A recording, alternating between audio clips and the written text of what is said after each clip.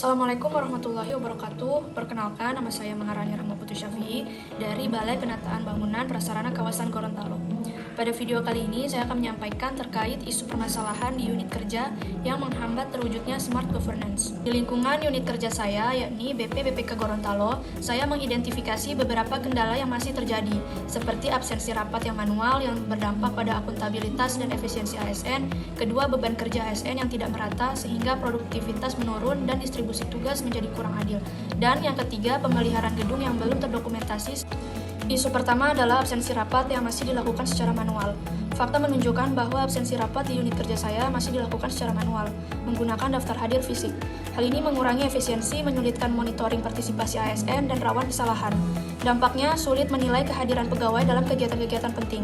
Keterkaitannya dengan smart ASN dan manajemen ASN adalah penggunaan teknologi digital untuk absensi dan meningkatkan akuntabilitas, transparansi, dan efisiensi kerja ASN. Isu kedua adalah beban kerja ASN yang tidak merata.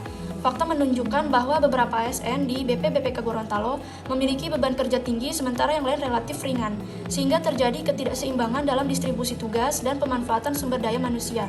Dampaknya, produktivitas ASN dengan beban kerja tinggi beresiko menurun dan evaluasi kinerja SDM menjadi sulit dilakukan secara akurat.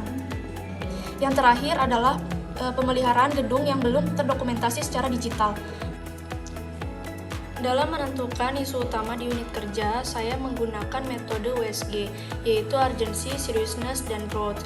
Dari analisis ini, isu ketiga yaitu pemeliharaan gedung yang belum terdokumentasi memiliki skor tertinggi, sehingga ditetapkan sebagai isu utama.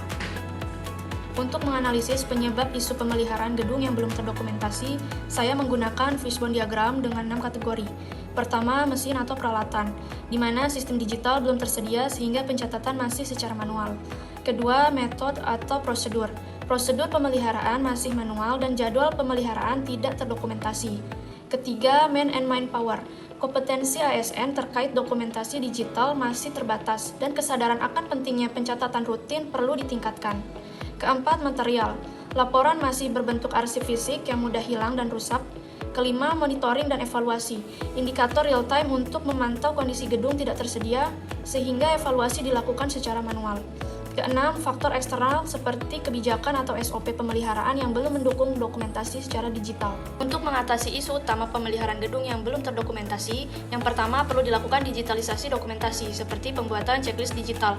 Yang kedua, peningkatan kompetensi SDM sangat penting melalui pelatihan penggunaan sistem digital. Yang ketiga, monitoring dan evaluasi secara berkala.